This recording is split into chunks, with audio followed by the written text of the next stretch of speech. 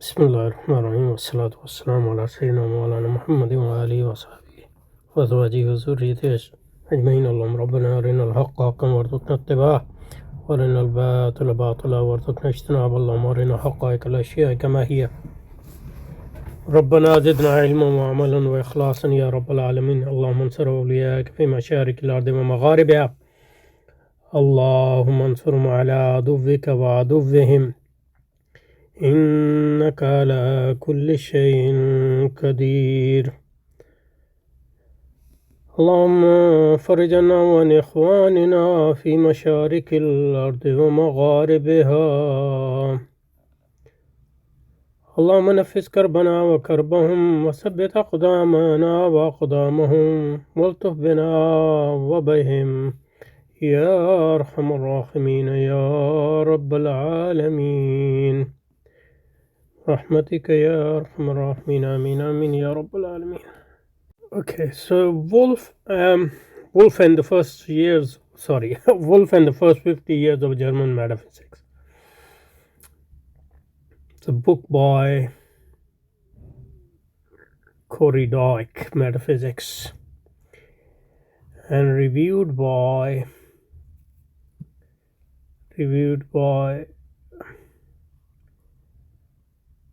Christian Henkel, University College Dublin. And Dyke is from Corey Dyke. I'm not sure where is. So Corey Dyke is from Canadian University, from a Canadian University, Department of Philosophy, Western University. Not very well known university as far as his introduction has specialized in German philosophy, with emphasis on 18th century. My research has focused on metaphysics and philosophy of mind in the period from Leibniz to Kant. Okay, so he's well placed to write this book. In the history of German philosophy between Leibniz and Christian Henkel. So Henkel is a philosopher who is focused on metaphysics, especially in the history of philosophy. Also includes natural philosophy, scientific method. College of Dublin. I'm an Irish Research Council postdoctoral research fellow, and he was in Canada as well. So not at the Western University, but University of Montreal. Okay, that's enough. As far as the authors are concerned, author of the book and the author of the review, respectively. Okay, in the history of German philosophy between Leibniz and Kant, Christian Wolff.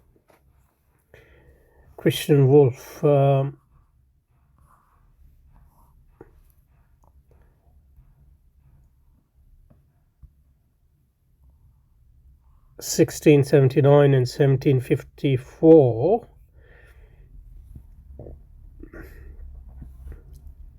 and Kant, we know that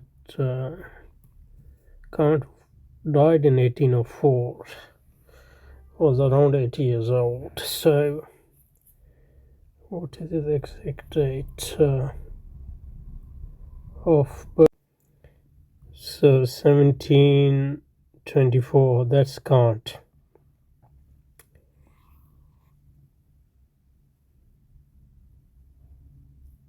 So Kant was obviously he's a younger of the two, and obviously he was partially influenced by Wolff through other philosopher Baumgarten and other people.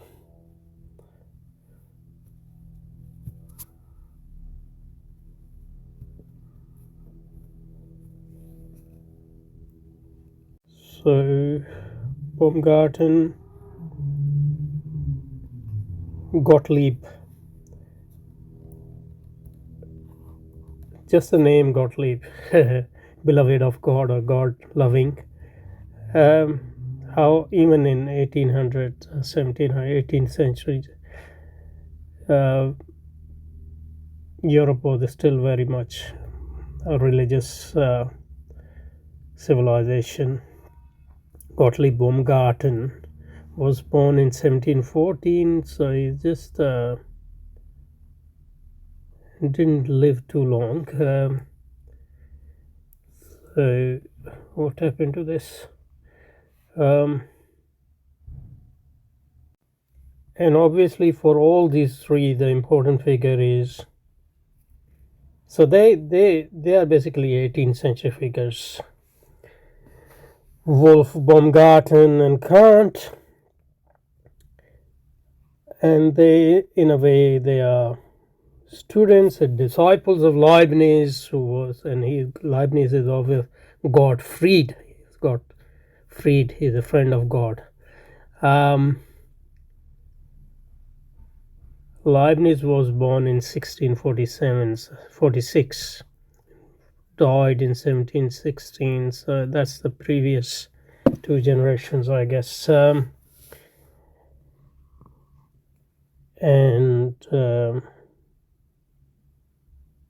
Contemporary of Newton and others. So Leibniz, these three are followers of Leibniz in Germany. Try to develop. We shouldn't forget that Kant said somewhere something like the purpose of his work was to provide apology. A lot of people think that he is against Leibniz or anything like that, but purpose of his work was to provide an apology for Leibniz. I think something like that. Anyway, so in this context we are going to. So in the history of German philosophy between Leibniz and Kant, Christian Wolff is no doubt the most important philosopher. Wolff offers a comprehensive and consistent system of human knowledge.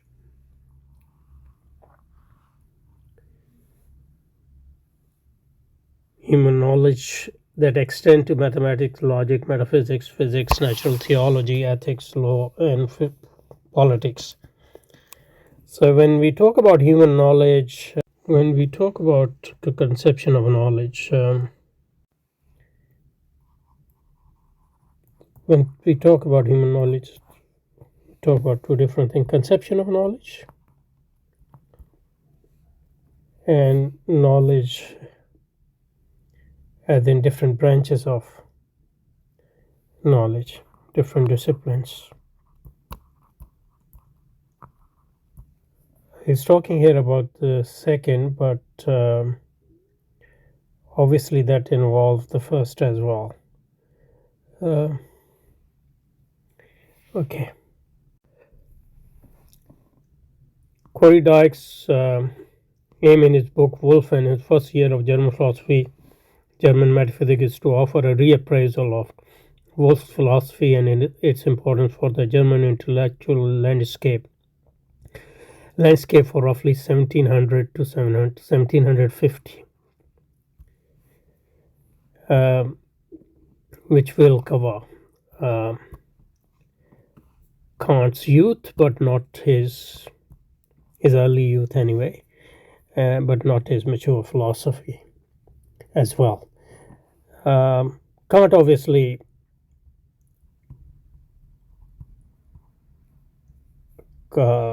famously regarded Wolff as the greatest of all dogmatic philosophers. So he's a great philosopher, but dogmatic. That is pre-critical, not critical. Obviously, Kant has a specific meaning for dogmatic as compared to his own conception of critique, to which will come in due course. Dyke's specific focus is on Wolfgang's vernünftige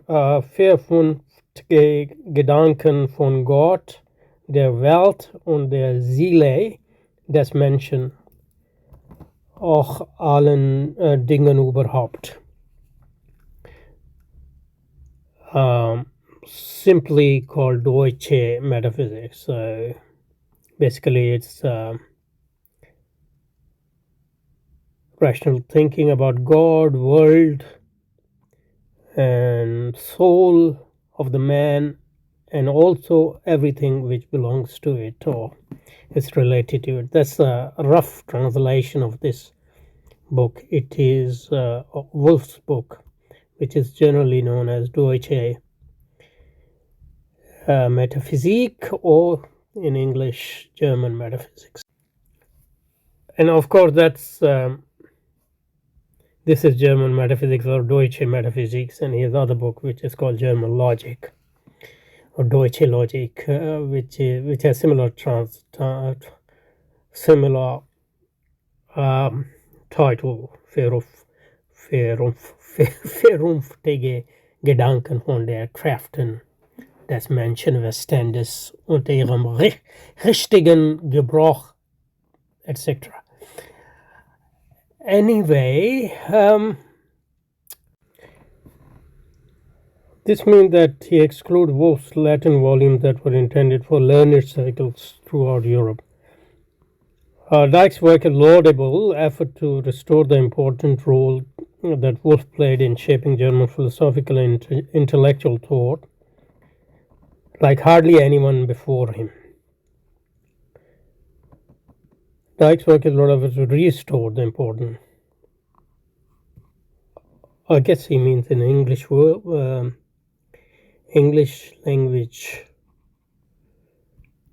but then that will presuppose that his work was actually stored in English first. Dyck's careful reconstruction of Wolff's philosophy and its influence on figures such as George Meyer, Anton Amo, Moses Mendelssohn, but also women philosophers such as Lucy Gottsched and Johanna Unser uncovered many forgotten aspects of Wolff's thought and his intellectual heritage. Okay. Chapter 1 studies the development of Wolff's mathematical scientific method in his early academic dissertation, including Disquisito Philosophica di Loyola, his works on mathematics and the German logic. Dyck here makes an interesting case for the specific role that Volta played in Wolff's early thinking about scientific method.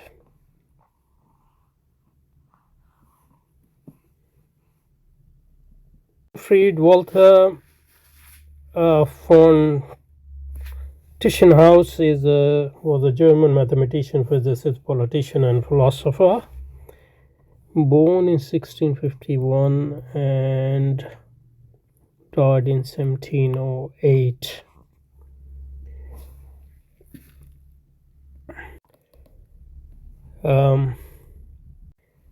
According to Wikipedia, Ehrenfried's von Tischenhaus's scientific method combined mathematical deduction with rigorous experimentation to establish causality. His approach, often contrasting with contemporaries like Spinoza, focused on practical non-metaphysical experimentation, famously applying his systematic testing to identify materials for producing European hard-paste porcelain. I don't know why it contrasts him with Spinoza, because Spinoza was no scientist or mathematician. So, on the face of it,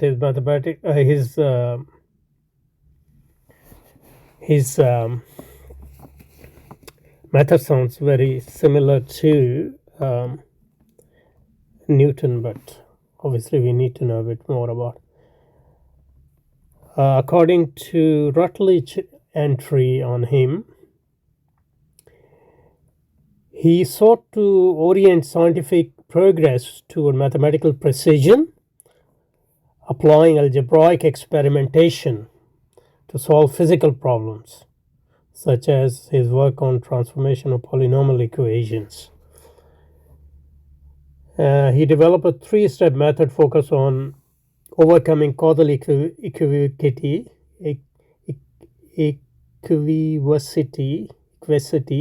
which is the problem where a single effect could be produced by multiple potential causes. So that's a standard technique.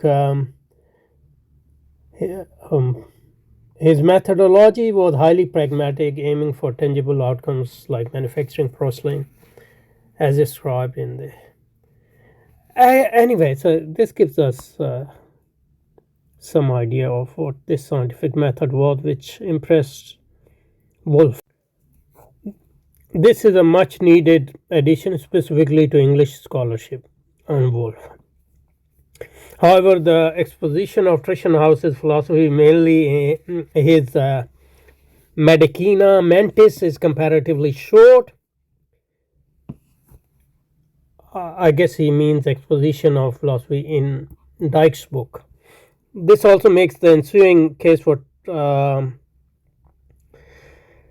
Tresham-House's influence on Wolff somewhat fragmentary, though still convincing. Okay. So no need for the objection then. So Dyke notices Wolff's oftentimes overlooked engagement with English philosophy of Newtonian origin and with John Locke.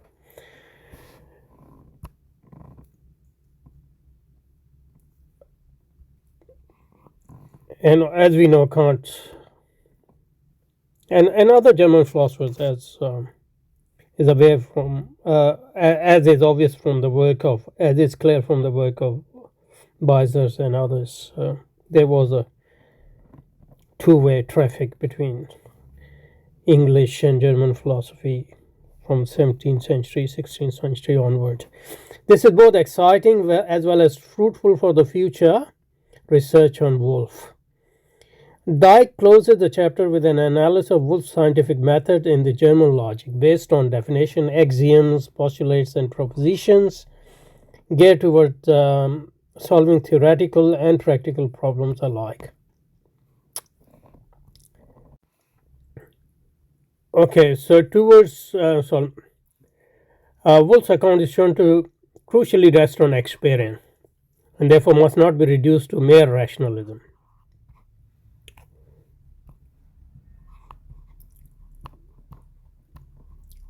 Well, experience is important for rationalists as well. I mean, I know of no rationalism which is oblivious to experience. I think the difference between empiricism and rationalism is not that. And there are obviously middle ways like Locke. He's empiricist, but he's rationalist as well, of a sort, I would think.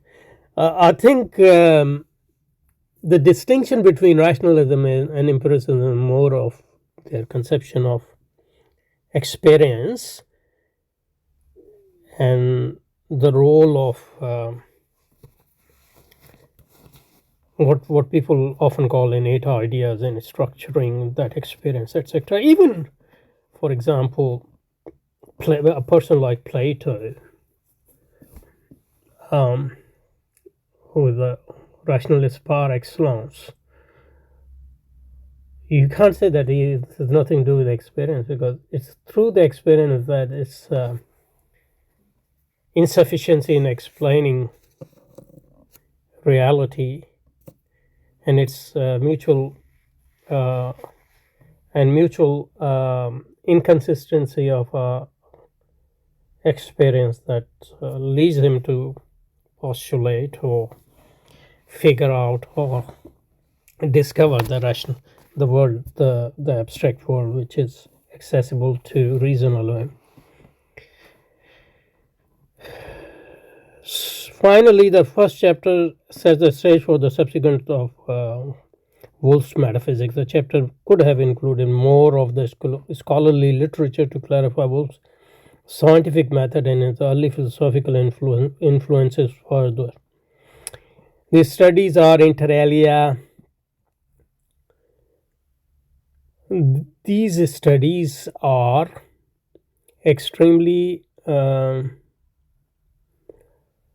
meticulous work on Wolff's methods. Ursula Goldenbaum's article on real or genetic definitions and my own work on Wolff's scientific method, his early occasional metaphysics in the Disquisito li Locuela, and his interaction with Leibniz. Okay, so this is the first chapter and its sort of summary, its shortcomings and its importance. It's positives and its negatives. In the next chapter, Dike discusses Wolff's continuous project of improving the science of ontology.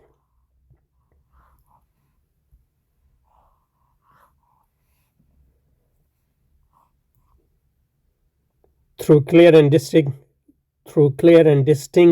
concepts specifically based on real rather than more nominal definitions. Mere nominal definitions. So nominal definitions just name the object. On the other hand, real definitions actually purport to tell us the reality or essence or the reality of the object we are dealing with. And through the employment of the principle of non-contradiction, the principle of sufficient reason, and inner experience from the early and inner experience from the So in the next chapter, Dike discusses Wolff's continuous project of improving the science of ontology through clear and distinct concepts specifically based on real rather than mere nominal definitions, and through the employment of the principle of non-contradiction, the principle of sufficient reason, and inner experience. That's from subjectivity. From the early Aerometria Elementa onwards, Dike's close reading of the German metaphysics show that the PC provides Wolff with an improved notion of a thing. What is a thing? PC means principle of non-contradiction. The PSR provides principle of non-contradiction and principle of sufficient reason. The principle of non-contradiction or contradiction is the principle that two propositions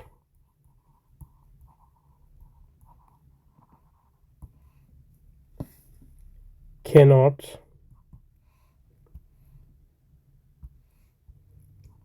both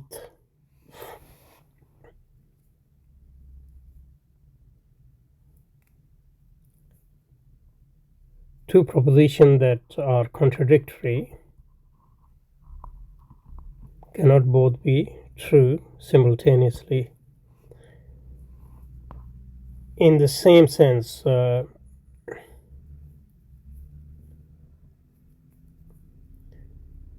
which means that P and not P, so not both P and not P, where P is a proposition.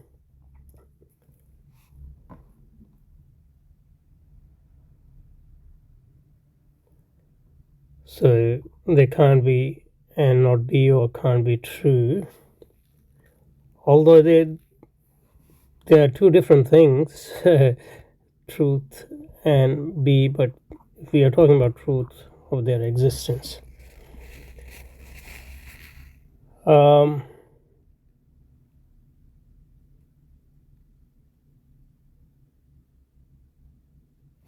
Okay, and the principle of sufficient reason.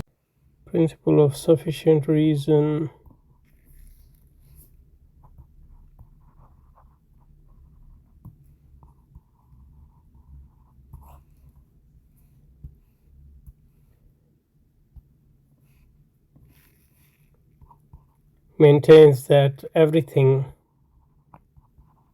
must have a reason, cause or ground. Generally, it is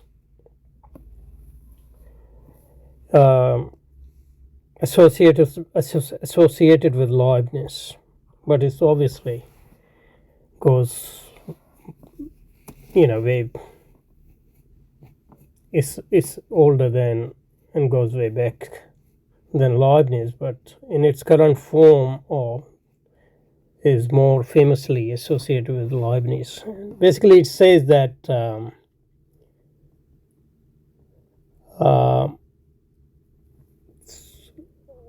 facts or statements or claims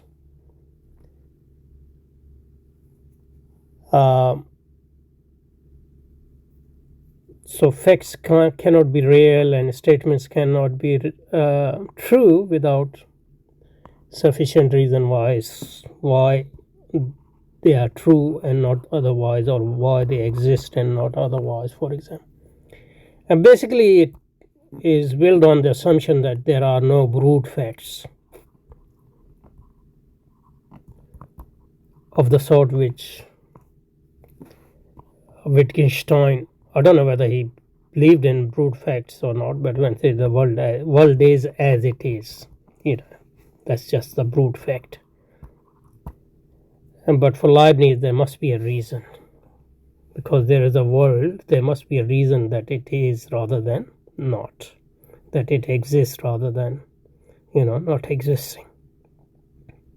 And the last thing is, and by inner experience, I guess he means subjectivity. So, and that just alludes to the fact that they are all working in the shadow of Descartes, whatever their stance on that is. The PSR provides him with a better understanding of essence, substance, and force. The inner experience paved the way for more broadly acceptable definition of space-time, but also of truth.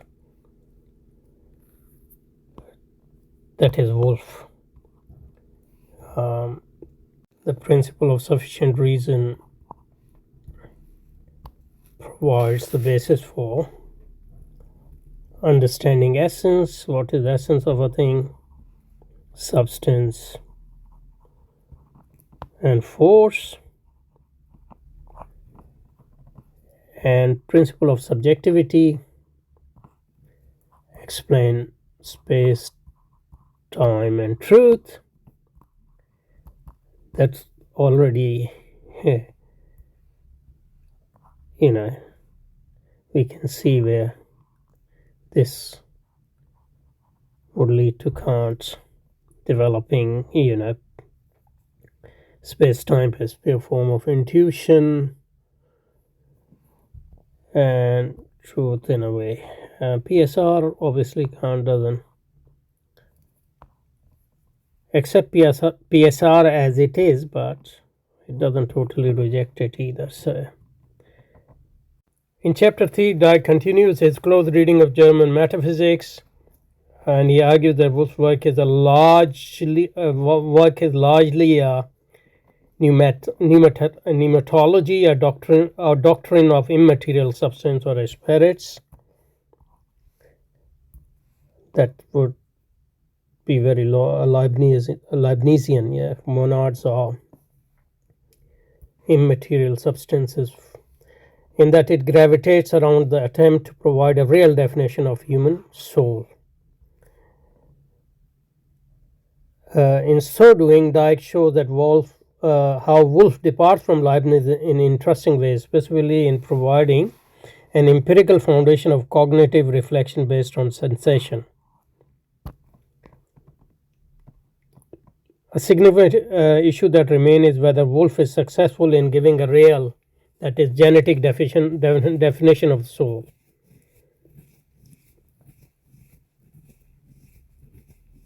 Not sure what genetic here means. in terms of how it comes to be our genesis. Dike touches upon the question but is happy simply to grant Wolff the essential characterization of the human soul, irrespective of whether this is in terms of a truly real definition or not. Further, Dike makes clear that Wolff accepts Leibniz's pre-established harmony. A more extended discussion of the historical and philosophical background to both Leibniz and Wolff's presentation of the three causal system, physical influx, occasionalism, and pre-established harmony, including more of the relevant scholarly debate, could have been provided. So it presupposes a lot of stuff, looks like. The chapter closes with a convincing justification of why the label of Leibnizian Wolffian metaphysics is misleading. Apparently because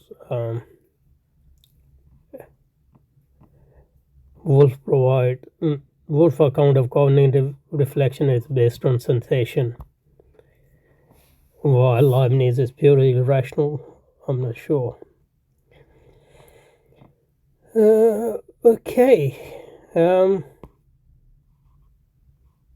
The following chapter studies the reception of Wolff's philosophy in the hands of two very interesting but thus far much neglected German women philosophers, that is Louise Gottsched and Johanna Unser. Dike is correct in presenting this investigation as an underappreciated part of the legacy of his Deutsche Metaphysik. Gottsched's contribution is shown to consist mainly in translating and introducing philosophical work, including Bale's historical and critical dictionary.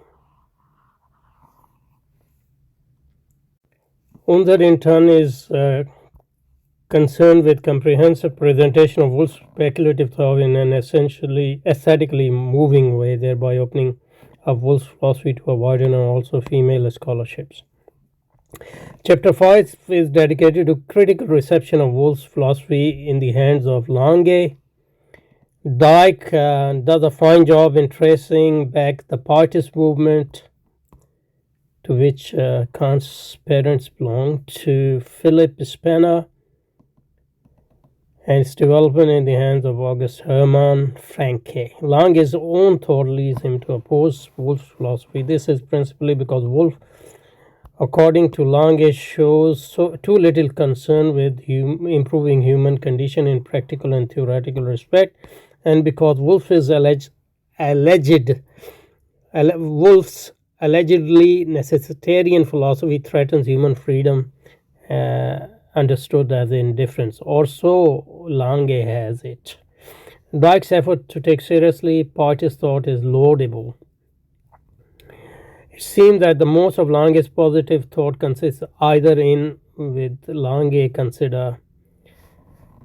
what Lange considered indubitable experience or in mere stipulations. It would take a greater exposition to bring home the point with Lange's arguments, whether Lange's argument succeed philosophically against Wolff. Lange was a German Lutheran theologian and philosopher. Born in Germany, Gardelegen, Germany in 1670, and died in 1744.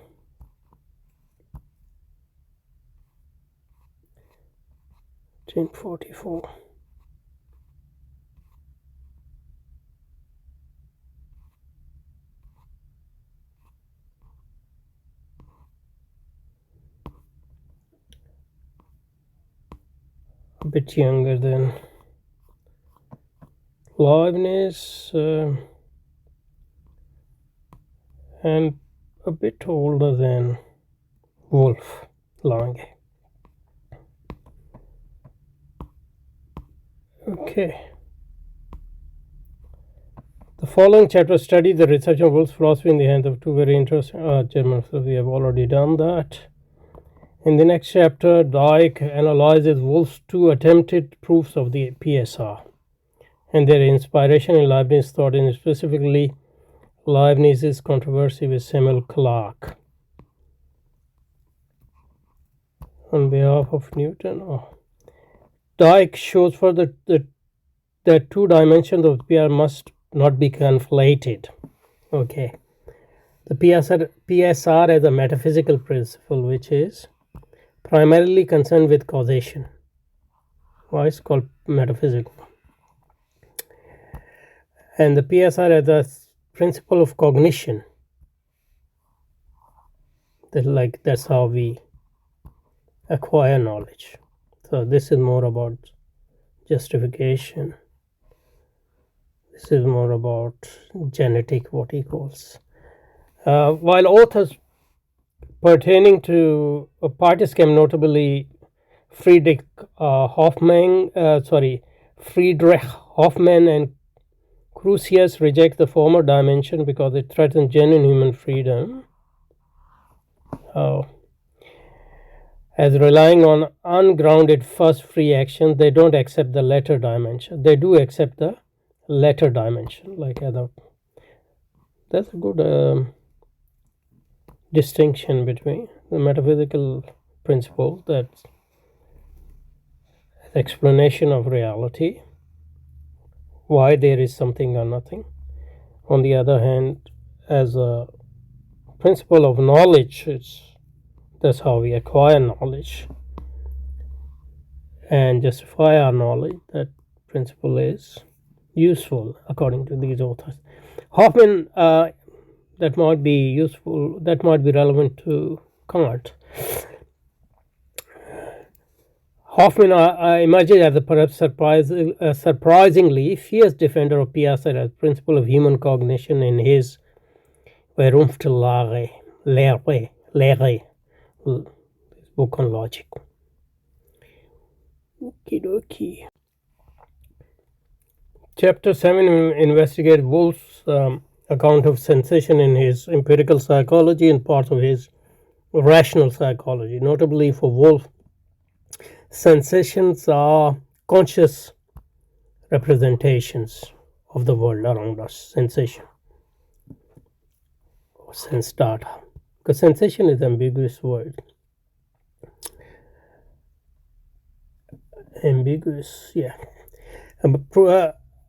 As produced by the soul's activity prompted by changes in our body's sense organs. Souls, by soul they mean mind, really. Wolff maintains that in Dike's word, the vast majority of the soul's concepts can be traced back to sensations. Empiricism. This and the idea that Wolff's deterministic account of sensation negatively affects human freedom has led Lange to make it the target of his critique. Specifically, Lange believes that Wolff's theory leaves little room for the concepts that cannot be easily be traced back to sensations such as God. Can't provide the room for that. Alexander Gottlieb,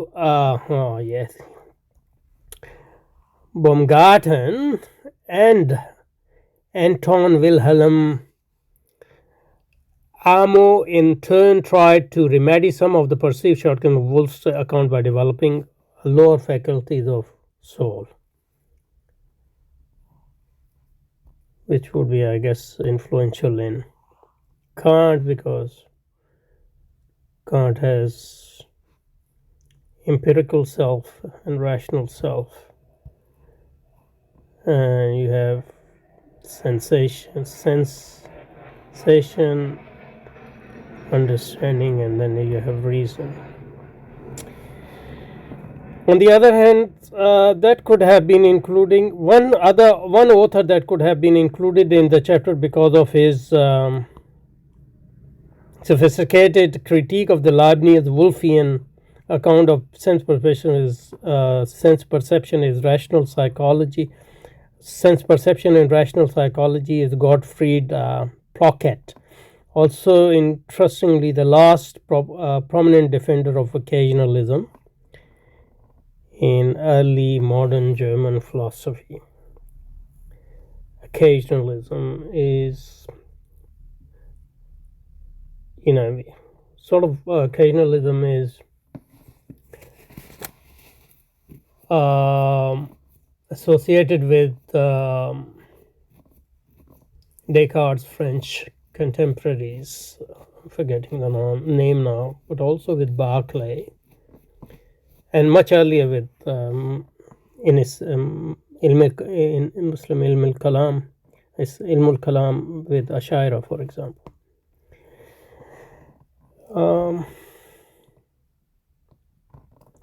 In chapter 8, Dyke first sketches the development of discussion concerning the immortality of the soul in the Wolffian camp, from Wolff via Thoming and Bilfinger, Reinbeck, Kahns, Baumgarten to Maya.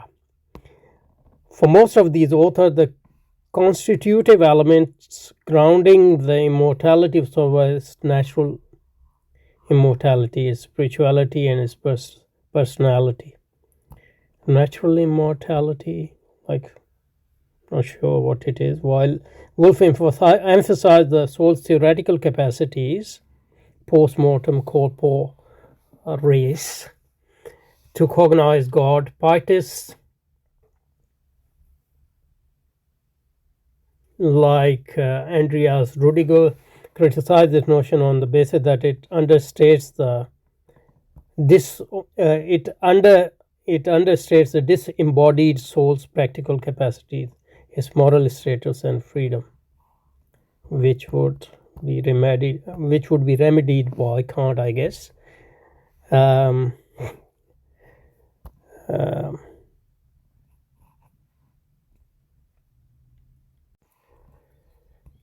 Finally, Maya emerges as a highly original thinker in that he parts company from the Wolffian pairs in questioning not only the absolute immortality of the soul, opposite of which would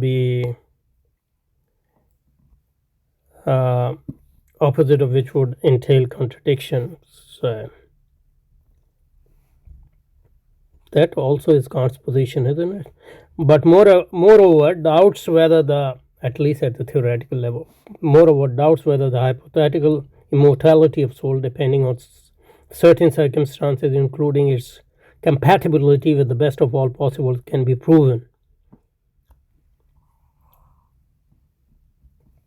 That's the Leibnizian position. Rather, concludes Maya, we are left to regard it as merely a morally certain, both in the sense of probability and as required by morality. That also might have influence on Kant. Where is the finish line? The last two paragraphs haven't been when I converted that into PDF, they didn't convert, so I'll just go on the actual Notre Dame book review website and read from there. Dyke's last chapter engages with the relation between Wolff and Spinoza's philosophy. Wolff, challenged by Lange, was eager to distance himself from Spinoza. Spinoza was known as atheist, so nobody wanted to be seen as a Spinozist at the time. Wolff did so through showing the falsity of unfoundedness of Spinoza's definition in the letters Ethics, falsity or unfoundedness, such as those of substance, attribute, and mode. Mendelssohn, however, praises Wolff's philosophical rather than, as was common, merely polemical engagement with Spinoza, and is himself eager to bring to light a deeper continuity between Wolff and Spinoza, for which Mendelssohn was castigated as well. He was regarded as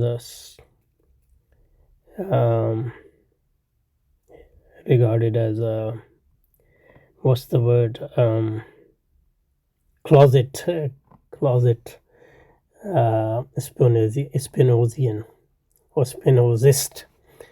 Overall, Dyke's book is a acknowledged study of Wolff's philosophy, a knowledgeable study of Wolff's, and its rhythm, and has shaped the German philosophers since that has shaped this German philosophical scene like hardly any other before Kant and Hegel. Hopefully, this book will encourage future scholarly efforts in the history of 18th century German philosophy.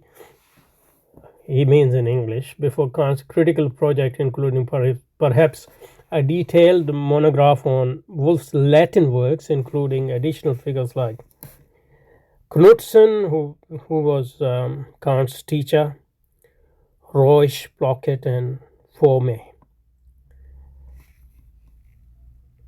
And then there are references, among which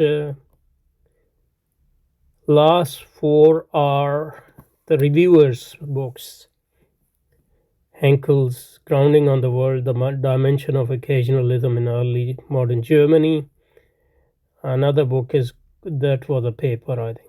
Another book is called Occasionalism and the Debate About Causation in Early Modern Germany.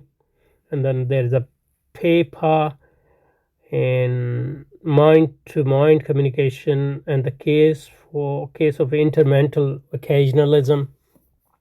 Occasionalism just means that, it can mean many things, but occasionalism means that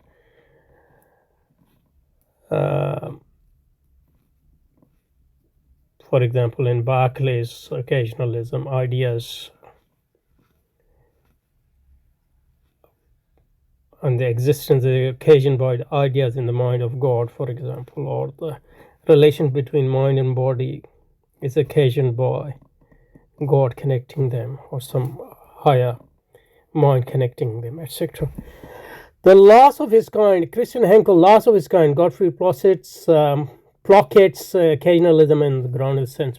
So Henkel's a lot of work is on occasionalism. So no wonder he brings forth those things. So I'm actually not sure if it is a good book or not.